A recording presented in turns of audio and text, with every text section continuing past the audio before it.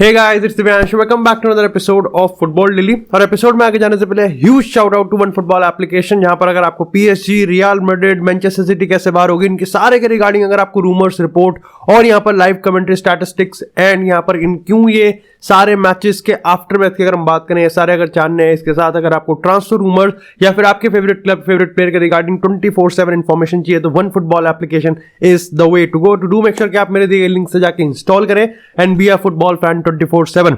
लेकिन कल 3 मैचेस के बारे में जो हुए उनके बारे में बात करेंगे। पहले मैनचेस्टर सिटी कैसे बाहर हो गई, पीएसजी में यहाँ पर लियोनेल मेसी ने काफी सही अंदाज में अपनी वापसी करी है, और भाई रियल मैड्रिड भाई ये it's like now it's painful to see. मैं रियल मैड्रिड मतलब काफी ज्यादा बर्न आउट और एग्जॉस्टेड लग रही है। लेकिन सबसे पहले बात करते हैं यहाँ पर पीएसजी से।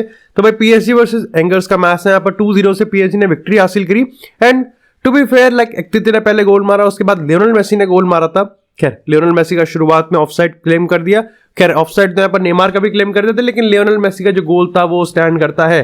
बट एक्चुअली में हाईलाइट ये नहीं है कि लियोनेल मेसी ने 2023 का पहला गोल मार दिया या फिर कहीं ना कहीं पीएसजी में अब वापसी करी है गोल के साथ। हाईलाइट ये है कि लियोनेल मेसी और नेमार के बिना ये पीएसजी सही में कुछ भी नहीं है यार। I mean they are bang average, kind of they are bang average. मतलब एक तो मेरे को ये समझ में नहीं आता, नो ऑफेंस, बट सामने जो टीम है that's not a box office team, ये कोई ब्लॉकबस्टर मैच नहीं है, और ऐसे में आप लो ब्लॉक को नहीं तोड़ पा रहे तो ये दिक्कत की बात है। वो भी उस चीज पे, ये सामने वाली टीम आप पे थंपिंग डोमिनेंस इंपोज नहीं करना चाह रही। तो मेरे को लगता है कि यार मिडफील्ड जो है ना बहुत ही ज्यादा बैंग एवरेज है। ऑफ कोर्स प्रॉब्लम ये होती है कि किलियन एम्बापे की बात करें, नेमार की बात करें, लियोनेल मेसी की बात करें, एक टीम में तो 3 प्लेयर ऐसे होते हैं ना जो कि अपने आप में मतलब वर्ल्ड मेगा स्टार्स होते हैं। मतलब देखो नेमार की बात करें तो नेमार को मैं किसी भी टीम में अगर डाल दूं पीएसजी से हटके तो वो स्टैंड आउट प्लेयर है। अगर मैं एम्बापे को भी डाल दूं तो वो भी एक स्टैंड आउट प्लेयर, और खैर लियोनेल मेसी को तो कोई इंट्रोडक्शन की जरूरत भी नहीं है। ऐसे में तीनों ही प्लेयर एक साथ एक टीम में आ जाते हैं तो फिर कहीं ना कहीं ये ओवर पावर कर जाती है कि पीएसजी एक्चुअली में क्या लैक करती है। मतलब मेरे को समझ में नहीं आता है, पीएसजी कुछ क्रिएट नहीं कर सकती अगर उस बॉल पे नेमार और मेसी का टांग नहीं है। मतलब इट्स ऑल इधर मेसी, इट्स ऑल इधर नेमार। अब मैं ये नहीं कह रहा कि नेमार और मेसी की परफॉर्मेंस भी कल 10 on 10 थी, बट स्टिल जितनी भी थी पीएसजी की उतनी ही लगा लो बस, बिकॉज दैट वाज इट। अब ये देखने वाली बात है कि एम्बापे और हकीमी जब वापस आएंगे तो यहां पर किस तरीके से परफॉर्मेंस होगी। खैर जो सबसे बड़ा मुद्दा ये भी था कल के मैच में कि लियोनेल मेसी को यहां पर पीएसजी यानी पार्क दे प्रिंसेस अपने होम में एक ओवेशन नहीं दिया गया, एक प्रेजेंटेशन, एक सेरेमनी, एक सेलिब्रेशन नहीं किया गया कि लियोनेल मेसी ने यहां पर वर्ल्ड कप जीता है। अब देखो लीग कप की बात करें तो आफ्टर मैच की बात करें तो यहां पर यह रिपोर्ट बताई गई है कि मेसी को उससे कोई प्रॉब्लम नहीं है, क्योंकि कायदे में मेसी को पता है कि यार ये फ्रांस है और फ्रांस को ही तो हराया है वर्ल्ड कप फाइनल में, तो ऐसे में अगर सेलिब्रेशन होगा तो कहीं ना कहीं अच्छा इंप्रेशन नहीं जाएगा। मतलब पीएसजी को मेसी को भी खुश करना है, but at the same time वो जिस होमलैंड में है और जिस ऑडियंस को केटर करते हैं, जिस फैंस को केटर करते हैं, उनका भी ध्यान रखना पड़ता है। क्या तुमको पता है कि यहाँ पर जब एम्बापे टू रियल मैड्रिड हो रहा था तो कितना ज्यादा मुद्दा आ रहा था कि फ्रांस नेशनलिज्म, पेट्रियोटिज्म और ये अपने होमलैंड में खेल, फ्रांस फुटबॉल को बढ़ावा दे, तो तुमको पता है कि यार ये पॉलिटिसाइज मुद्दा आ जाता है। खैर अब यहाँ पर 2 लोग थे जो ये मानते थे कि हाँ ठीक है काफी सही चीज है और मेसी इस चीज को समझता भी है, of course like Messi is damn cool. उसके बाद एक वो भी है फैन बेस जो कि ये मानता है कि यार बार्सिलोना होती तो ये कर देती, बार्सिलोना होती तो ये कर देती। मैं भी एग्री करता हूँ। देखो बार्सिलोना होती तो शायद से वो नहीं सोचती है सब, मतलब बार्सिलोना को पता है कि हाँ भाई ये देखो once in a lifetime moment है, तो वो तो कुछ भी कर देती है लियोनेल मेसी के लिए।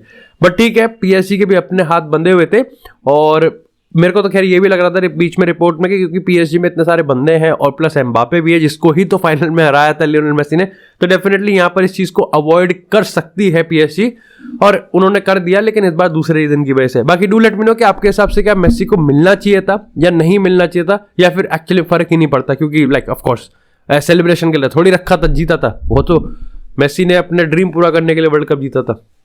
लेकिन भाई यही था, और सही बताऊं पेनफुल है यार, पीएसजी का मैच बहुत बेकार है। लाइक आई थिंक मेसी को देखना एक another reason, but apart from that अगर मेसी, नेमार, एम्बापे में से कोई भी 2 ना खेल रहे हो ना तो वो देखेगा भी नहीं भाई मैच। मतलब मेरा ऐसा मानना है, जो पीएसजी के फैन है वो तो खैर देखेंगे ही देखेंगे। लेकिन इसी के साथ यार बात करते हैं अब थोड़ी सी यहाँ पर रियल मैड्रिड की, and yes it is painful to watch, क्योंकि कुछ भी काम नहीं कर रहा है। मतलब मेरे को ऐसा लगता है कि एक तो बॉडी लैंग्वेज ऐसी है ही नहीं कि सब कुछ दांव पे लग रहा है। मतलब वेलेंसिया यार देखो, गेनारो गटूसो की टीम की बात करें तो वो हमेशा इंटेंस फुटबॉल खेलती हैं, और कल दिख भी रहा था भाई वेलेंसिया जिस तरीके से चढ़ के खेल रही थी, हार्डली रियल मैड्रिड पे कोई लाइक मतलब कोई उन्होंने बॉल आने दी है या फिर उनको कुछ क्रिएट करने की कोशिश की है। But the biggest point is कि विनीसियस का आउटपुट भी बहुत गिर रहा है और बेंजेमा को तो नेग्लिजिबल हो चुका है। मतलब बेंजेमा की क्या बात करूं, और देखो यार ऐसा होना भी था क्योंकि पिछले सीजन हम लोग बहुत तारीफ कर रहे थे बेंजेमा की, होनी भी चाहिए। लेकिन एक चीज जो हम भूल रहे हैं ना वो ये है कि बेंजेमा अपने एक्सजी को आउट परफॉर्म कर रहा था।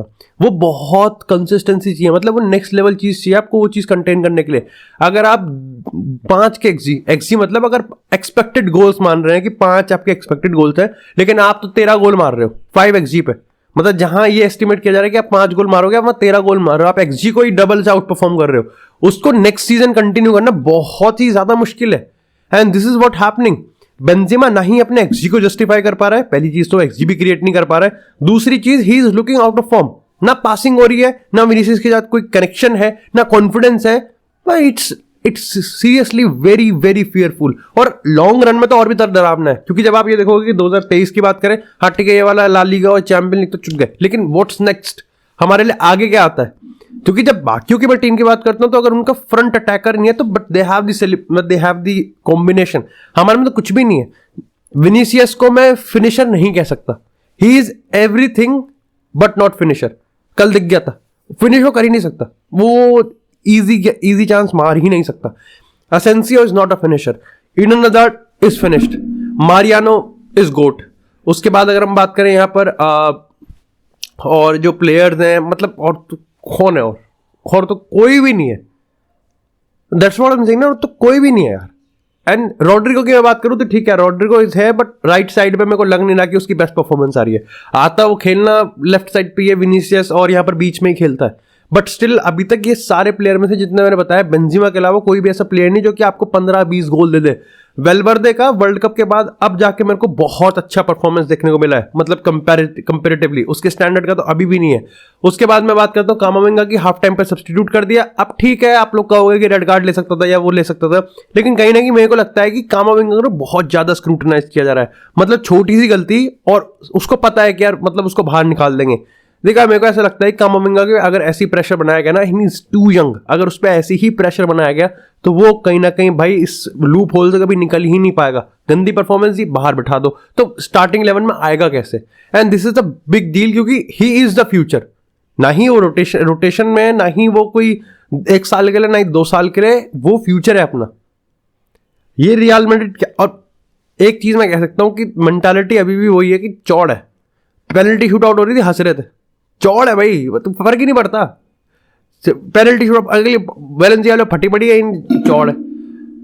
ऊपर से वैलेंसिया की परफॉर्मेंस भाई बहुत तगड़ी आई। देखो वैलेंसिया की परफॉर्मेंस आई तो काफी तगड़ी थी, दोनों ने 2-3 चांसेस मिस कर दिए। जो लेफ्ट साइड पे खेल रहा था वो तो काफी भांडू था, काफी छूटिया था वो, उसने 2-3 चांस मिस कर दिए जहां पर रियल मैड्रिड लिटरली गोल थे। एक ऐसा प्लेयर जो कि मेरे को लगता है कि despite every problem that real Madrid facing, एक बंदा जो कि है भाई परफॉर्म कर रहा है, वो है तीबो कोर्ता। चाहे इन मैच हम बात करें 2-3 ऐसे सेव्स की जो कि एब्सोल्युटली अमेजिंग थे। उसके बाद यहाँ पर पेनल्टी शूट आउट की बात करें, कूल एज फक, मतलब एब्सोल्युटली अमेजिंग। लेकिन भाई ये बेंजेमा वाली प्रॉब्लम, विनीसियस की प्रॉब्लम, और भाई फुल बैक, भाई रियल मैड्रिड को क्या चाहिए देखने के लिए कि उनका फुल बैक ठुका पड़ा है, दोनों फुल बैक ठुके पड़े हैं। और मैं तो कहूंगा कि विनीसियस के आउटपुट पे इंपैक्ट भी इसलिए आता है क्योंकि ना ही फर्लन मंडी की बात करें और ना ही आपका मेकशिफ्ट नाचो की बात करें या फिर आलाबा या फिर कोई भी उधर से अगर आप किसी को भी एक फुल बैक खिलाते हो लेफ्ट साइड से, कोई भी इस तरीके से है ही नहीं कि यहां पर कहीं ना कहीं वो मदद कर सके।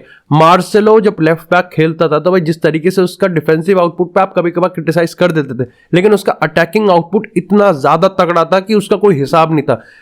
मैंने आज तक नहीं देख रहा हूं, मैं अभी अगर वर्ल्ड कप की बात करें उससे पहले ही बात करूं, फर्लन मंडी को तो मैंने आज तक देखा ही नहीं है 2-3 को कटा के वो एक्चुअली में कुछ कलेक्टिव और प्रोडक्टिव कुछ कर दे। वहां पर कुछ भी नहीं है ही नहीं, मतलब हिसाब।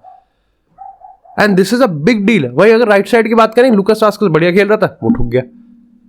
Problem is big and I think full back पे भाई अपने को रिक्रूटमेंट करनी पड़ेगी। बस जीत गए भैया पेनल्टी शूटआउट में जाके ऐसे तैसे, लेकिन बार्सिलोना अगर अपना फुटबॉल खेल गई, मेरे को फर्क नहीं पड़ता कि बार्सिलोना पे कौन से इंडिविजुअल है, लेकिन अगर वो अपना फुटबॉल खेल गई तो वो मैड्रिड को जरूर भाई बहुत दिक्कत देगी। खैर, और भाई कार्लो एंसेलोटी को रखना पड़ेगा क्योंकि अगले 6 महीने में 6 ट्रॉफीज के लिए लड़ रहे हैं and it's a big deal. खैर, इसी के साथ बात करते हैं थोड़ी सी मैनचेस्टर सिटी की। Pep Guardiola post match press conference में आके ये कह रहा है कि हाँ मेरे को लग रहा था कि हमारी ऐसी परफॉर्मेंस आएगी, it's literally a poetic and irony. भाई देखो मैनचेस्टर सिटी की परफॉर्मेंस बहुत खराब थी। हाँ आप कह सकते हो केविन डी ब्रुयने और अर्लिंग हालैंड को उन्होंने बाहर बैठा दिया था, लेकिन वही चीज़ है ना कि आपने चेल्सी को इनके बिना 4-0 पीट दिया और साउथहैम्पटन को आप नहीं पीट पाए, लेकिन आप तब लेके आए जब आप 2-0 से हार रहे थे। तो इट्स नॉट नेसेसरी कि आप हमेशा कम बैक कर ही दोगे, कि अर्लिंग हालैंड इंसान ही है at the end of the day. लेकिन बहुत सारी प्रॉब्लम भाई, छोटी छोटी प्रॉब्लम ना मैनचेस्टर सिटी भी फेस कर रही है। एक तो सिटी का डिलेमा है कि भाई जब भी ये बहुत स्ट्रॉन्ग रन पे जाते हैं ना और ये बहुत हाई एस्पायर करते हैं कि हाँ इस बार तो फाइनली चैंपियन लीग पेल ही देंगे या प्रीमियर लीग में कम बैक कर ही देंगे आर्सेनल के ऊपर, कहीं ना कहीं जो ट्रॉफीज बीनीत होती है ना उनमें बॉटल कर ही देते हैं। अब यहाँ पर it's a big opportunity Manchester United के लिए कि यहाँ पर एक अच्छा सिल्वरवेयर वो जीत जाए भाई, क्योंकि Nottingham forest, Newcastle United, Southampton और मैनचेस्टर यूनाइटेड ये 4 टीम है जहाँ पर हमारा मैच इस समय नॉटिंघम फॉरेस्ट से है। तो इट्स अ बिग चांस कि यहाँ पर यूनाइटेड वो जीत जाए, काराबाओ कप जीत जाए फाइनली सिल्वरवेयर। लेकिन अगर सिटी की बात करूँ तो जाओ कैंसेलो भी काफी वल्नरेबल लगता है एज अ फुल बैक। दूसरी चीज की अगर बात करूँ तो भाई गुंडोगन और के अलावा मेरे को खास प्लेयर सही लग नहीं रहा था। खैर रॉड्री का भी अच्छा खासा कैमियो था, लेकिन अगेन वही प्रॉब्लम आती है कि फिल फोडन की मैं बात करूं अगर, तो फिल फोडन के अलावा आपके पास 1v1 में विंगर कोई है ही नहीं। आप जाओ कैंसेलो को यूज कर रहे हो जो कि अब कहीं ना कहीं अपनी बहुत ही लोएस्ट फॉर्म में चल रहा है। उसका कॉन्फिडेंस, उसका बॉडी लैंग्वेज भी काफी ज्यादा वियर्ड है। दूसरी चीज इसमें सांस लेने का मौका नहीं दिया, जो चेल्सी ने 2 मैचेस के अराउंड नहीं किया भाई साउथहैम्पटन ने, और ये साउथहैम्पटन के लिए बड़ी चीज है। अगस्त के बाद मैं सुन रहा था कमेंटेटर, अगस्त के बाद इन्होंने लीग में 1 गोल से ज्यादा मारा ही नहीं है। और नेथन जोन्स जो कि नया मैनेजर है, 4 प्रीमियर लीग डिफीट्स हो गई हैं, उसके लिए बड़ी चीज है भैया। उसने आती सिटी को हरा दिया और एलिमिनेट कर दिया। मतलब जिस तरीके का आप दोनों गोल देखो, दोनों गोल काउंटर प्रेसिंग पे आए हैं, दोनों गोल में इन्होंने पोजीशन छीना है, और दूसरा गोल तो काफी ज्यादा चीकी था, जहां पर तुमको पता है कि एडरसन को बकचोदी करने की आदत है, आगे चढ़ के खेलता है। At the end of the day आप अर्लिंग हालैंड को लिया, केविन डी ब्रुयने को लिया, आपने बहुत सारा क्रिएट करा है, but the fact of the matter is कि आप इतने टूथलेस थे कि आपने 7 शॉट मारे और एक भी शॉट ऑन टारगेट नहीं है।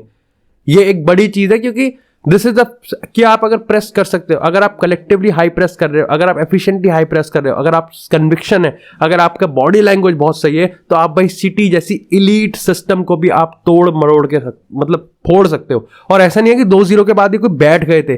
Through out the match Southampton जिस तरीके से काउंटर प्रेसिंग वाला गेम खेल रही थी, जिस तरीके से अपॉर्चुनिस्टिक गेम खेल रही थी, वो काफी ज्यादा देखने लायक था। And this is a reminder for Manchester City. और सही कहा पेप गार्डियोला ने, अगर सिटी इस तरीके से यूनाइटेड के अगेंस्ट खेलेगी ना तो भैया टेन हैग तो चक्की पीस देगा इनकी, ये तो पक्की बात है। Like not boasting for Manchester United, but still United का गेम प्ले काफी ज्यादा तगड़ा है। और अगर साउथहैम्पटन इस टूथलेस मैनचेस्टर सिटी का फायदा उठा सकते तो यूनाइटेड तो पक्का है पहले हाफ में ही फायदा उठा देगी। खैर that's it for this episode guys. I hope आपको एपिसोड पसंद आया। एपिसोड पसंद आया तो एपिसोड को लाइक करें, चैनल को सब्सक्राइब करें। आपको इस तरह फुटबॉल से एक्सक्लूसिव कंटेंट चैनल पर मिलता रहेगा। तब तक के लिए stay tuned, stay safe and I will see you in the next episode.